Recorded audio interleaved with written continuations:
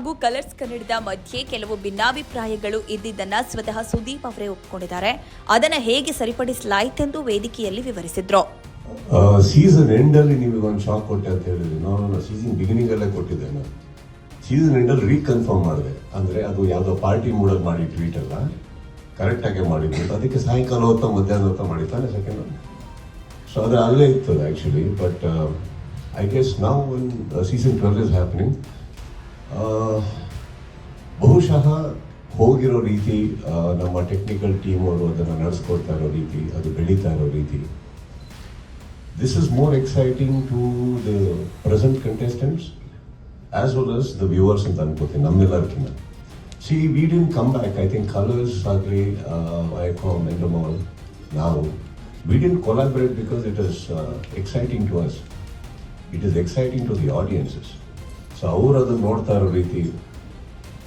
So ಬಹುಶಃ this adds on the way it has grown over the last, at least over the last 2 to 3 years. I think the growth has been really big, huge, and bigger leaps.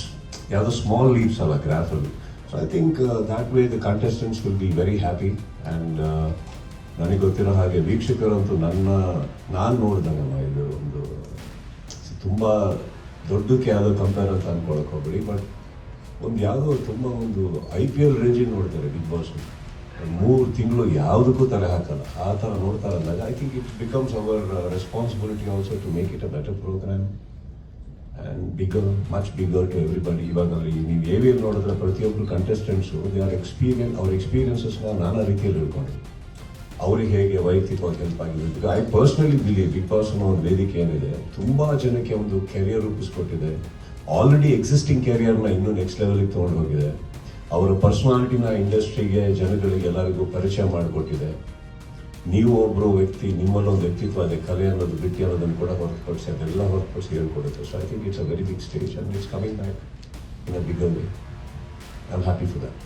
ಅದೇ ಒಂದು ವೇಳೆ ಕಿಚ್ಚ ಸುದೀಪ್ ಹಾಗೂ colours ಕನ್ನಡದ ಮಧ್ಯೆ ಹೊಂದಾಣಿಕೆ ಆಗದೇ ಹೋಗಿದ್ರು, ಕಿಚ್ಚ ಸುದೀಪ್ ಖಡಾಖಂಡಿತವಾಗಿ ನಿರೂಪಣೆ ಮಾಡುವುದಕ್ಕೆ ಒಪ್ಪದೇ ಹೋಗಿದ್ರೆ ಇಂತಹ ಹಲವು ಪ್ರಶ್ನೆಗಳು ಈಗಲೂ ವೀಕ್ಷಕರನ್ನ ಕಾಡ್ತಲೇ ಇವೆ. ಈ ಮಧ್ಯೆ ಹೊಸ ಸುದ್ದಿಯೊಂದು ಕೇಳಿ ಬರ್ತಾ ಇದೆ. ಹೇಗಿದ್ದರೂ ಬಿಗ್ ಬಾಸ್ ಕನ್ನಡ 12 ಅನೌನ್ಸ್ ಆಗುತ್ತಿದ್ದಂತೆ ಕಿರುತೆರೆಯಲ್ಲಿ ಗಲ್ಲಿಯಲ್ಲಿ ಇಂಟ್ರೆಸ್ಟಿಂಗ್ ವಿಷಯದ ಬಗ್ಗೆ ಗುಸುಗುಸು ಶುರುವಾಗಿದೆ. ಅದೇನಪ್ಪಾ ಅಂದ್ರೆ, ಕಿಚ್ಚ ಸುದೀಪ್ ಬಿಗ್ ಬಾಸ್ ಕನ್ನಡ 12ರ ನಿರೂಪಣೆ ಮಾಡೋದೇ ಇಲ್ಲ ಎಂದಾಗ ಬದಲಿಗಾಗಿ ಚರ್ಚೆ ನಡೆದಿತ್ತು. ಒಂದು ವೇಳೆ ಸುದೀಪ್ ಒಪ್ಪದಿದ್ರೆ ಬೇರೆ ಯಾವ ನಟ ಸೂಟ್ ಆಗಬಹುದೆಂಬುದು ಅಂದಿನ ಬಿಗ್ ಬಾಸ್ ತಂಡ ಚರ್ಚೆ ಮಾಡಿತ್ತು ಎನ್ನಲಾಗಿದೆ. ಮಾಣಿಕ್ಯ ಸಿನಿಮಾದ ಒಂದು ಡೈಲಾಗ್ ಅನ್ನೇ ಇಟ್ಟುಕೊಂಡು ಬಿಗ್ ಬಾಸ್ ಕನ್ನಡ 12ರ ಸಂಚಿಕೆಯನ್ನ ಶುರು ಮಾಡಿದ್ರೆ ಹೇಗೆ ಎಂಬ ಆಲೋಚನೆಯನ್ನ ಕೂಡ ಮಾಡಿದ್ರಂತೆ. ಮಾಣಿಕ್ಯದಲ್ಲಿ ಅಪ್ಪ ಮಗನ ಸಂಬಂಧ ಇರುವಂತೆ ಸ್ಟೇಜ್ ಮೇಲೆ ಪರಿಚಯ ಮಾಡಲು ನಿರ್ಧರಿಸಿತ್ತು.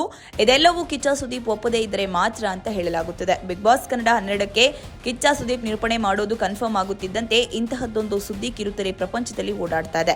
ಹಾಗಿದ್ರೆ ಈ ಸುದ್ದಿ ನಿಜವೇ ಎಂದು ಕೇಳಿದ್ರೆ ಈ ಬಗ್ಗೆ ಅಧಿಕೃತ ಮಾಹಿತಿಯನ್ನು ಯಾರ ಬಳಿಯೂ ಇಲ್ಲ. ಆದ್ರೆ ರವಿಚಂದ್ರನ್ ಬಿಗ್ ಬಾಸ್ ಸೀಸನ್ 12ರ ನಿರೂಪಣೆ ಮಾಡ್ತಿದ್ರ ಅನ್ನೋ ಪ್ರಶ್ನೆ ಸುದ್ದಿ ಈಗ ಕೇಳಿ ಬರ್ತಾ ಇರೋದು.